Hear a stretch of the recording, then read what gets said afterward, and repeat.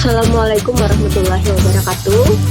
Halo, kembali lagi bersama Ibu Najmi dalam pembelajaran matematika wajib. Nah, pada pertemuan sebelumnya kita sudah membahas tentang konsep nilai mutlak serta sifat-sifatnya. Nah, pada pertemuan kali ini kita akan membahas tentang persamaan nilai mutlak. Nah, sebelumnya, adakah yang masih ingat tentang inti dari pembelajaran sebelumnya, yaitu tentang konsep nilai mutlak? Ada? Nah, jadi konsep nilai mutlak itu intinya adalah nilai mutlak itu selalu bernilai positif. Nah, jadi nilai mutlak itu tidak akan pernah bernilai negatif ya, ingat ya. Jadi nilai mutlak itu selalu bernilai positif. Nah, itu adalah inti dari pembelajaran kita sebelumnya ya. Langsung aja kita masuk ke persamaan nilai mutlak. Nah, yang kita pelajari yang pertama ada konsep persamaan nilai mutlak. Baik, sekarang perhatikan persamaan-persamaan berikut ini. Ada persamaannya, ada 4. Nah, keempat persamaan yang C dan D itu merupakan persamaan nilai mutlak. Nah, kenapa disebut persamaan nilai mutlak? Persamaan C dan D kira-kira? Nah, ada yang bingung? Kalau bingung, lihat dua pertanyaan di bawah ini. Nah, ini. Nah, sekarang coba kita jawab pertanyaan yang pertama. Apakah persamaan C dan D memuat tanda mutlak? Ya, ini tanda mutlak itu berupa garis lurus di bawah ini ya. Kemudian, apakah persamaan C dan D memiliki variabel yang terletak di dalam nilai mutlak? Ya, variabel itu adalah bisa berupa huruf. Nah, ini huruf. Nah, ya, variabelnya berada di dalam nilai tanda mutlak. Kalau yang persamaan A dan B, variabelnya berada di luar tanda mutlak. Jadi, persamaan A dan B bukan merupakan persamaan nilai mutlak. Kenapa? Karena variabelnya berada di luar. Nah, jadi kira-kira apa sih yang dapat kalian simpulkan tentang dua pertanyaan tersebut? Kira-kira apa itu yang dimaksud dengan persamaan nilai mutlak? Nah, jadi persamaan nilai mutlak itu adalah persamaan yang memiliki variabelnya itu harus berada di dalam tanda mutlak ya. Jadi variabelnya harus berada di dalam tanda mutlak. Tuh. Nah, bisa kita teruskan? Oke. Nah, kita next ya. Yang kedua yang akan kita pelajari adalah bentuk umum dari persamaan nilai mutlak. Nah, bentuk umum dari persamaan nilai mutlak ada 3. Yang pertama, untuk fungsi fx dan gx adalah dalam variabel x. Ini namanya fungsi ya. Fungsi fx apa namanya? Nilai mutlak dari fungsi fx sama dengan c dengan syarat c harus lebih dari sama dengan 0. C ini bisa aja berupa konstanta atau bilangan. Nah, jadi nilai dari c itu harus lebih dari 0. Kemudian yang kedua, nilai mutlak dari fungsi fx sama dengan nilai mutlak dari fungsi gx. Nah, yang terakhir, nilai mutlak dari fungsi fx sama dengan nilai mutlak dari fungsi gx dengan syarat gx-nya harus lebih dari sama dengan 0 ya. Nah, ini ada beberapa bentuk umum dari persamaan nilai mutlak. Nah, kemudian hal yang paling penting sekali dalam persamaan nilai mutlak itu adalah yang poin ketiga ini adalah bagaimana cara kita menentukan penyelesaian persamaan nilai mutlak. Sekarang apa sih kira-kira gunanya kita itu mengenal persamaan nilai mutlak itu maksudnya apa gitu. Nah, jadi penyelesaian persamaan nilai mutlak itu adalah bilangan-bilangan pengganti variabel yang akan membuat persamaan tersebut menjadi bernilai benar. Nah, contoh. Nah, kalau pertemuan kemarin kita mencari nilai mutlak 3. Ya, kalau pertemuan kemarin tuh begini kan. Nilai mutlak 3. Nilai mutlak 3 itu sama dengan 3. Nah, kenapa? Karena nilai mutlak itu kan selalu bernilai positif. Nah, dan ada definisinya juga. Nah, kalau kemarin kita mencari yang 3 ini nilainya, kalau sekarang kalau persamaan nilai mutlak ini ya, yang kita cari itu adalah yang di dalam nilai mutlaknya. Nah, yaitu nilai yang mana yang belum diketahui adalah nilai x-nya. Jadi contoh soal di sini yang dicari adalah nilai x. Nah, jadi penyelesaian persamaan dari nilai mutlak dari x kurang 2 sama dengan 3. Nah, kira-kira nilai x-nya berapa yang supaya hasilnya sama dengan 3, 5 atau negatif 1, ya kan?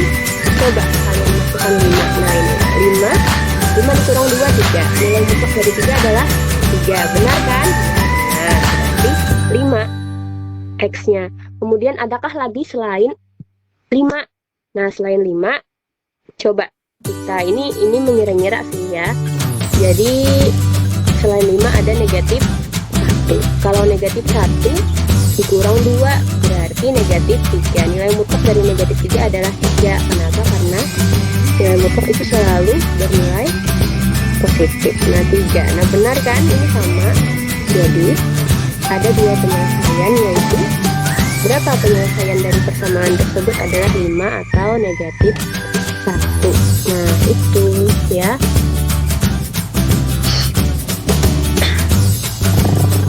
Kemudian nah, oke, ada yang ditanyakan? Kalau tidak, kita lanjutkan. Nah, jadi dalam menentukan penyelesaian persamaan nilai mutlak itu ada 4 cara ya. Ini yang harus perlu kalian ingat dan ketahui. Ini yang akan kita otak-atik di pembelajaran di bab pertama ini. Ini ya, ya. Nah, jadi yang akan kita dalami adalah yang pertama, bagaimana cara menentukan penyelesaian persamaan nilai mutlak. Itu tentunya kita mencari nilai dari suatu variabel itu.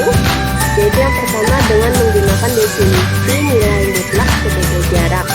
Nah, ini sudah kita pelajari pertemuan sebelumnya. Nah, nilai mutlak suatu bilangan dapat diartikan sebagai jarak antara bilangan tersebut dari titik 0. Nah, contoh nilai mutlak dari 5 itu adalah 5. Ini sederhananya, tapi kalau nilai mutlak definisi nilai mutlak sebagai jarak, kita pakai cara ini. Nah, ini dibaca seperti ini. Jarak 5 dari titik 0 sama dengan 5. Ini kan nih, kalau dalam garis bilangan jarak 5 dari titik 0 berapa langkah? 1, 2, 3, 4, 5. Nah, makanya 5 jawabannya ini ya. Nah, kemudian yang nomor 2, jarak, kita baca jarak negatif 5 dari titik 0. Jarak negatif 5 tuh di sini di kiri kan, ke titik 0 berapa jaraknya? 1, 2, 3, 4, 5. Nah, 5 ya, jadi 5 juga jawabannya. Nah, kemudian contoh soal yang ketiga. Nah, ini sama aja konsepnya dengan seperti ini. Jadi kalau di sininya kurang atau negatif berarti di sininya positif ya. Contohnya kalau sini positif berarti sini negatif. Jadi dibacanya seperti ini. Jarak x dari titik 2 adalah 3. Nah, jadi jarak x itu yang kita cari dari titik 2 adalah 3. Jadi kan kalau dalam garis bilangan itu 2 ini bisa ke kanan bisa ke kiri. Jadi jarak x kalau yang ke kanan, kalau jaraknya 3 langkah ke kanan berapa? 5. Nah, kalau 3 langkah ke kiri 1, 2, 3 negatif 1. Nah, itu jadi jawabannya itu x-nya bisa negatif 1 atau bisa 5. Nah, masukkan aja kayak tadi kalau ingin membuktikan apakah benar jarak x dari titik 2 sama dengan 3 yang kayak tadi ya. Baik, kita lanjutkan lagi. Nah, itu yang pertama. Kemudian menentukan penyelesaian persamaan nilai mutlak yang kedua, ini yang biasanya banyak dipakai. Kalau yang pertama itu mungkin kadang-kadang, tapi ini yang paling banyak yaitu menggunakan definisi nilai mutlak. Jadi ingat definisi nilai mutlak yang kemarin. Nah, jika ada nilai mutlak x, itu didefinisikan jika nilainya positif, x-nya positif jika x-nya lebih dari sama dengan 0. Jadi X ini nanti akan bisa berupa bilangan ya, ini cuma definisi. Nah kemudian nilai mutlak dari X itu bernilai negatif jika X nya kurang dari 0. Nah itu membacanya. Nah sekarang kita gunakan definisi ini dalam menyelesaikan persamaan nilai mutlak. Gunakan penyelesaian dari persamaan nilai mutlak X kurang 2 sama dengan 3 dengan menggunakan definisi nilai mutlak. Nah jadi yang akan kita cari itu intinya adalah nilai dari X. Nah jadi definisinya ditulis seperti ini. X kurang 2 sama dengan 3 ini jika nilainya positif atau ini ya. Kemudian yang ini X kurang 2 sama dengan negatif 3 jika X nya negatif. Jadi ini sudah rumus, ini yang di sini positif, yang di sini negatif, tanda mutlaknya dihilangkan. Nah kemudian kita aljabarkan. X sama dengan 3 ditambah 2 ini pindah ruas. Kemudian yang di sebelah sini X sama dengan negatif 3 ditambah 2 ini negatif 6. Jadi hasilnya berarti 3 tambah 2 5 atau X sama dengan negatif 1. Jadi kesimpulannya penyelesaiannya adalah X sama dengan negatif 1 atau X sama dengan 5. Jadi kalian menggunakan cara apa aja, yang penting mana yang lebih mudah ya. Tapi biasanya kalau bentuk soalnya seperti ini kita itu mengerjakannya menggunakan definisi nilai mutlak sama seperti yang definisi nilai mutlak menggunakan jarak, kan hasilnya sama. Jadi lebih mudah dengan menggunakan definisi nilai mutlak yang biasa. Nah yang cara ketiga mengkuadratkan kedua ruas ini kalau bentuk soalnya agak rumit ya. Jadi ada syarat tertentu jika kalian ingin menggunakan rumus mengkuadratkan kedua ruas. Jadi syaratnya itu kedua ruasnya harus bernilai positif. Nah jika ada salah satu ruas yang tidak bernilai positif, maka harus kita tidak bisa pakai cara ini. Nah contohnya sama seperti yang tadi, tapi kita menggunakan cara mengkuadratkan kedua ruas. Apa sih maksudnya? Jadi kita kuadratkan aja kedua ruasnya ini sudah pasti positif. Nah nilai mutlak kan, jadi kuadratkan. Nah kemudian X kurang 2 ini pindah ruas, jadi 3 pangkat 2 sama dengan 0. Nah kemudian ini sudah sifat ya. Jadi ini kita misalkan A, yang X kurang 2 ini kita misalkan A, yang 3 ini kita misalkan B. Jadi ini sudah rumus. Ini X kurang 2 ditambah B. Jadi A tambah B, A kurang B. Jadi kita anggap A nya X kurang 2 di sini. Yang B nya 3 di sini. Ini tandanya sudah rumus positif dan negatif ya.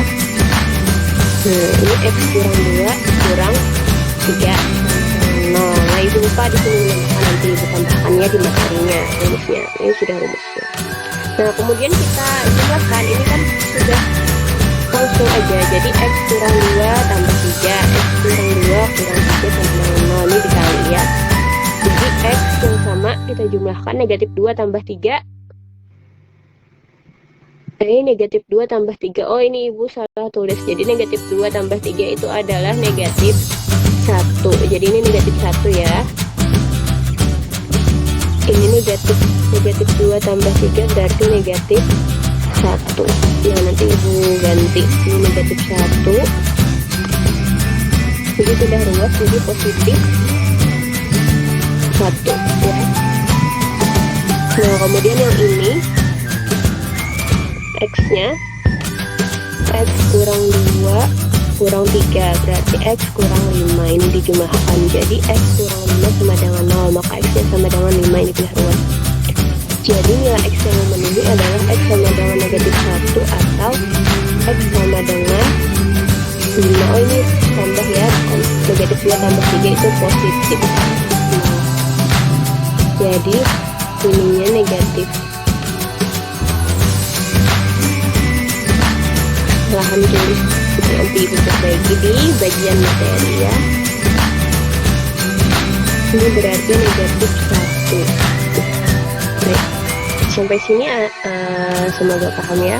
Kemudian untuk cara yang terakhir, bukan, ini masih contoh soal yang mengkuadratkan kedua ruas. Nah, jadi mengkuadratkan kedua ruas ini contoh soal yang nomor 6. Nah, kita lihat dulu, cek dulu bernilai positif kah enggak kedua ruasnya. Ruas kanan, ruas kiri berarti tentu bernilai positif karena hasil dari nilai mutlak itu selalu positif. Nah, ruas kanan itu bernilai negatif. Nah, karena bernilai negatif, karena salah satu ruas itu ada yang bernilai negatif, maka persamaan ini tidak mempunyai penyelesaian. Jadi harus bernilai positif, sama ini juga nilai mutlak ya. Nah, kemudian untuk cara yang keempat menggunakan grafik itu nanti aja kita pelajari di akhir semester jika waktunya memungkinkan ya. Jadi kita ada 3 aja yang harus kalian ingat. Yang pertama menggunakan definisi nilai mutlak sebagai jarak, yang kedua menggunakan definisi nilai mutlak, dan yang ketiga dengan cara menggunakan mengkuadratkan kedua ruas. Nah, itu yang perlu kalian ingat dan pelajari. Nah, untuk contoh soalnya scroll ke bawah ya. Ini nanti masih ada, silahkan pelajari sendiri. Oke, sekian dulu pembelajaran kita hari ini. Wassalamualaikum warahmatullahi wabarakatuh.